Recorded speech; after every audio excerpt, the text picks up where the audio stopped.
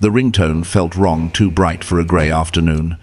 Megan wiped marinara from her wrist, thumbed accept, and heard the voice that could freeze a summer. Your joint line is Mrs. overdrawn. Hayes, your joint line of credit is overdrawn $250,000. We need immediate payment arrangements. A silence like vacuum swallowed the kitchen. The faucet dripped. The refrigerator hummed. Somewhere on the counter, a school flyer promised family fun night.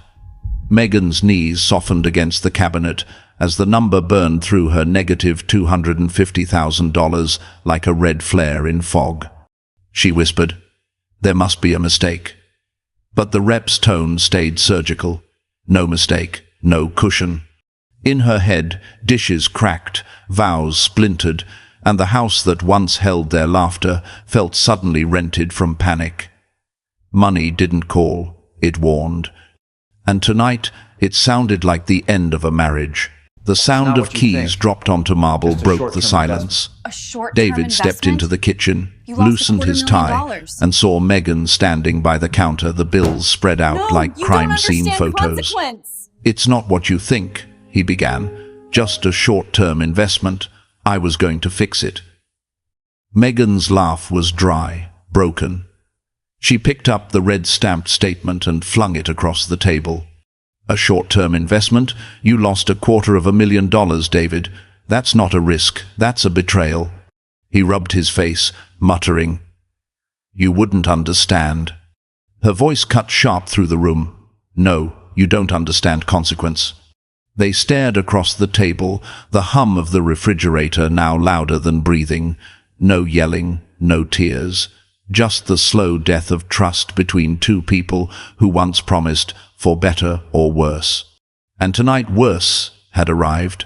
Dinner was quiet, too quiet. The clinking of silverware sounded like rain on glass. She's always tired. Megan cut her chicken into pieces she never ate. Are we poor now? David stared at his plate as if the answer were buried somewhere between the peas and the mashed potatoes.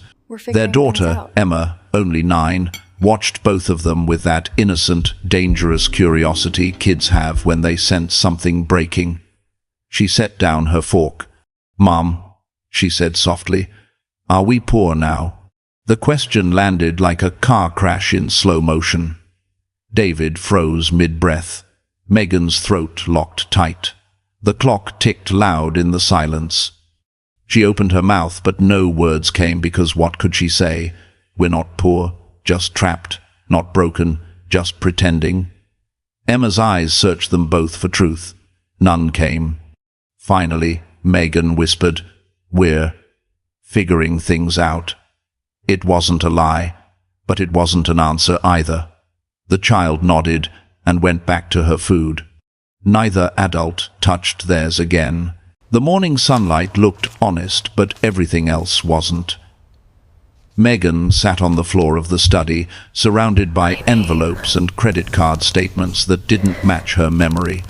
Dozens of them, different banks, different signatures, her own name, written in a hand that wasn't hers. She held one close, tracing the shaky imitation of her signature with trembling fingers.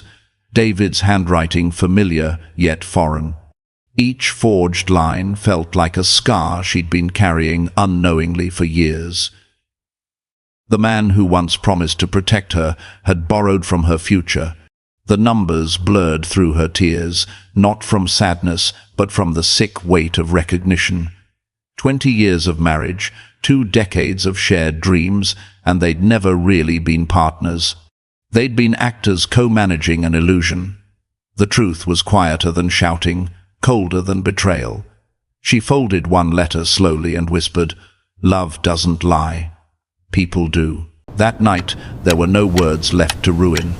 The house stood still, beautiful, large and hollow. Megan lay on one side of the bed, staring into the dark, listening to the air conditioner hum like a ghost. On the nightstand, the phone screen glowed faintly, lighting the wall with its quiet cruelty. Final notice. David's back was turned, his breathing uneven, as if even sleep had abandoned him. Between them stretched 20 inches of mattress and 20 years of distance. The room smelled of regret, old cologne, tears, and the faint metallic tang of fear. No shouting, no sobbing, just silence thick enough to suffocate. Megan closed her eyes and realized something cruel. Love doesn't end with noise. It ends when there's nothing left to say. It was 2:47 a.m. The kind of hour when the world sleeps, but regret stays awake. Megan sat in the dark living room, the glow of her laptop, the only light left in the house. Her search bar still read, "How to start over after debt." Among countless clickbaits and fake smiles, one thumbnail caught her eye. A middle-aged man sitting beside a whiteboard, the title in bold, "Financial freedom isn't a feeling, it's math." She clicked. The man's voice was calm, almost surgical. "Money doesn't fix behavior, discipline does." Something inside her shifted. She replayed that line 3 times, slower each time. On screen, he drew 3 words in black marker: face, cut, rebuild. Face your numbers, cut your excuses, rebuild your life. The words hit her like truth disguised as instruction. She picked up a notepad, her hands still shaking, and wrote them down. For the first time in months, Megan didn't feel fear. She felt direction. Morning light cut through the kitchen blinds like a reckoning. Megan stood barefoot on the cold tile, a dry erase marker trembling in her hand. She had dragged the old whiteboard from the garage, wiped clean the childish doodles from years ago, and wrote in bold black letters, 90 days to stop the bleeding. The smell of coffee mixed with quiet tension. David walked in, hair messy, face hollow. He glanced at the board, gave a small, bitter laugh. "You think a marker can fix this?" Megan didn't answer. Instead, she took the stack of overdue bills and taped each one to the board: mortgage, car loan, credit cards. The sound of tape tearing echoed like a heartbeat. By the 5th bill, David stopped smirking. The truth was too big to ignore, too loud to mock. For the first time, they weren't hiding behind excuses or waiting for luck. They were looking straight at the monster they'd built. And Megan, with her marker still uncapped, whispered, "This isn't a fight with numbers, it's a fight for us." By noon, the driveway looked like a garage sale of a past life. The truck, the flat-screen TV, the fishing boat, even the leather recliner where David used to fall asleep watching the game, all lined up, tagged, and photographed for Craigslist. The neighbors slowed their cars as they passed, pretending not to stare. Curtains shifted. Whispered sympathy drifted across the fence. They must be in trouble. Lost everything, huh? But Megan only smiled, not the broken kind, the awake kind. When a buyer handed her a wad of cash for the truck, she looked at the bills, then at the empty spot it left behind. "We're not losing things," she said quietly. "We're buying clarity." That night, the living room echoed with a strange new sound space. For the first time, they could breathe. It wasn't a plan anymore. It was survival with purpose. Every morning, Megan brewed black coffee at home instead of swiping her card at the cafe. Every dollar David cancelled Netflix, gym memberships, even his fantasy football league. The silence in the evenings was strange at first. No TV, no background noise to numb the guilt, but it was real. They logged every cent in a spreadsheet like soldiers marking wounds. Gas, groceries, electricity, each entry a small confession. Cut the coffee. Cut the comfort. Cut the illusion.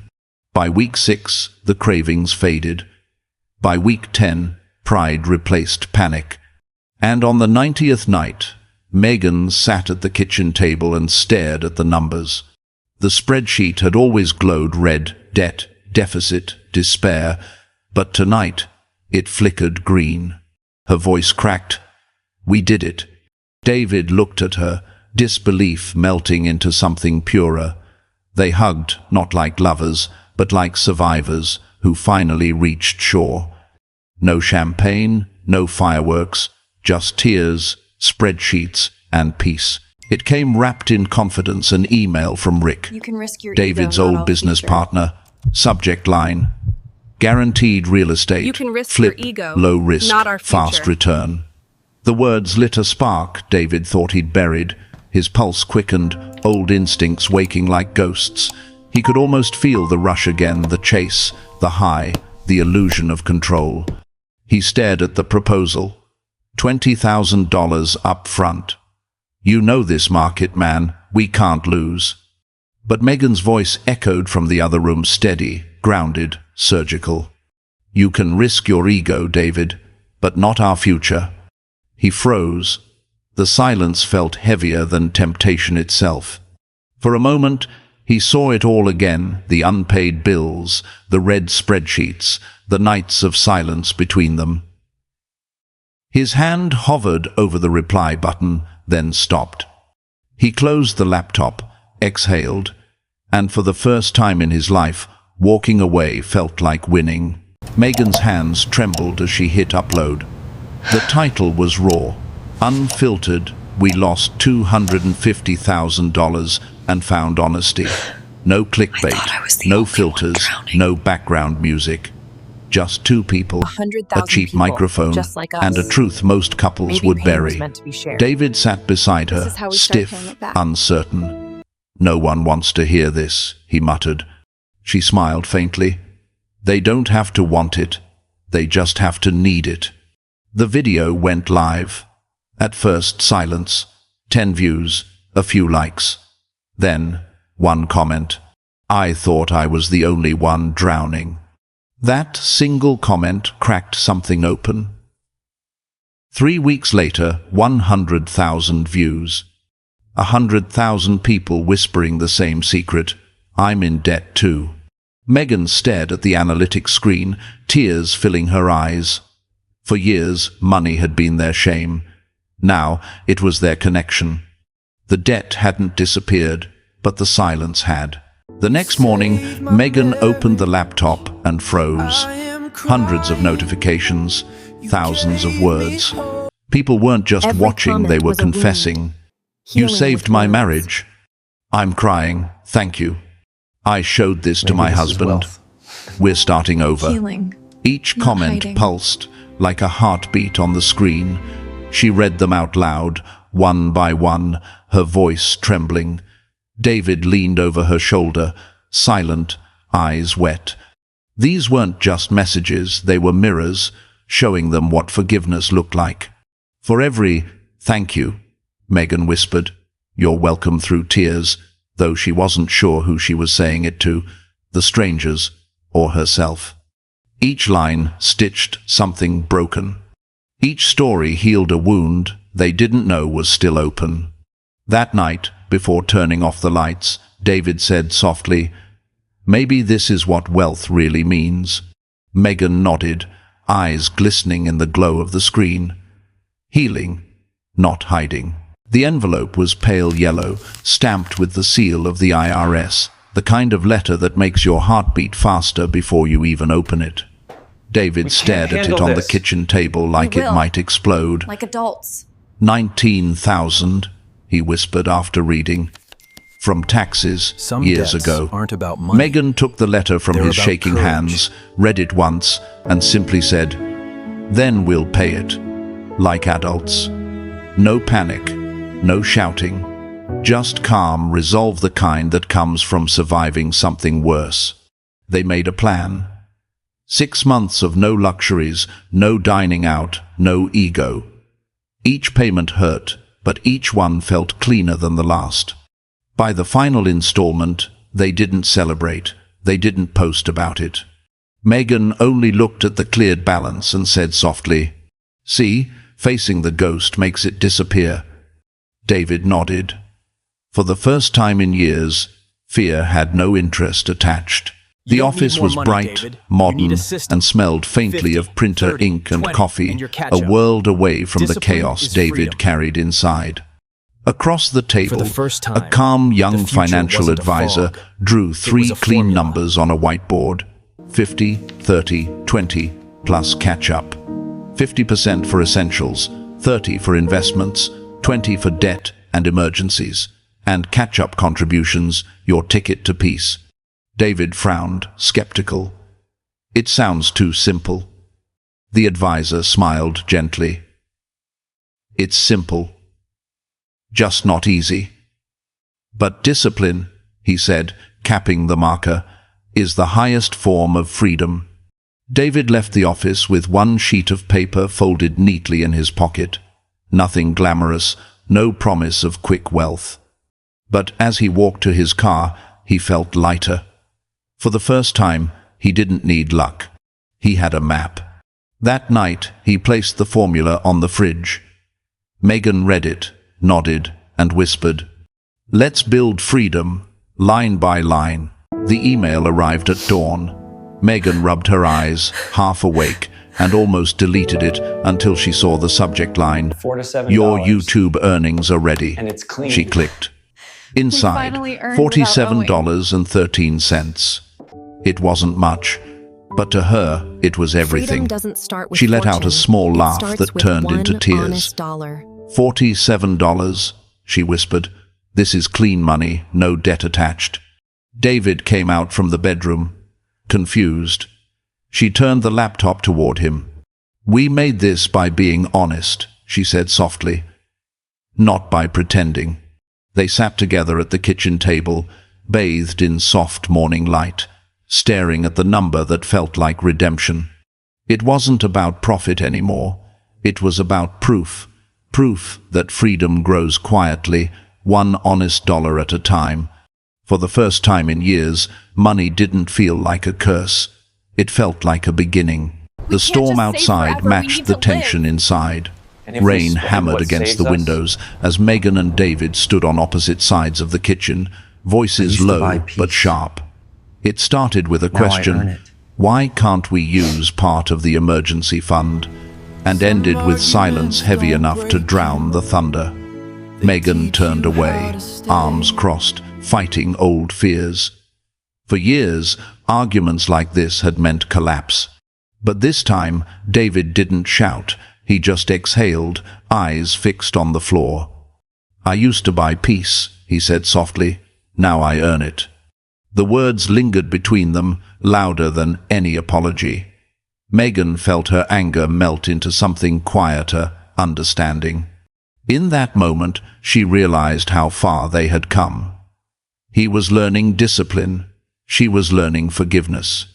Outside, the rain eased, tapping the glass like a quiet applause. Inside, the war between pride and love finally ended not with victory, but with balance. The sun crept gently through the blinds, painting the kitchen in soft gold. The same table that once held overdue bills now carried just a laptop and 2 cups of black coffee. David clicked refresh on the spreadsheet, his breath held. No red cells, no negative signs, no credit cards. Just a clean green number glowing back at them. $3,248, positive balance. For a long moment, neither spoke.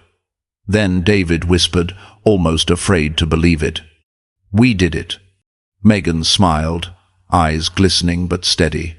"No," she said softly. "We're doing it. Every day." Because freedom wasn't a one-time event. It was a practice, a quiet decision repeated morning after morning. They sat together in silence, letting the numbers breathe. The same silence that once meant defeat now felt sacred, the sound of 2 people who had rebuilt not just their bank account, but themselves. The notification pinged at 8:47 a.m.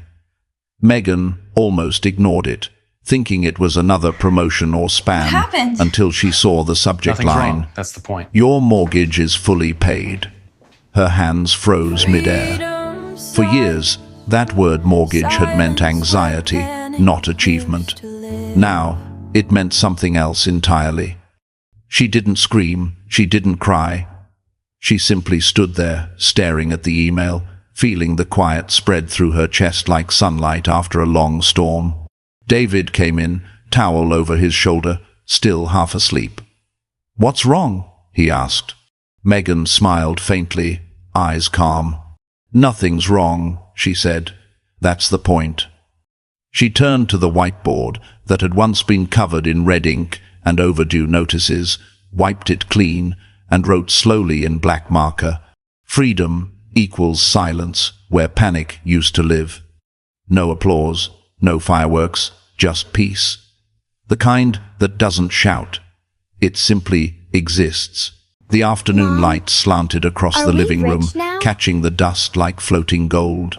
The house was quiet, no collectors calling, no unopened envelopes on the counter, no sense of dread in the air. Just calm.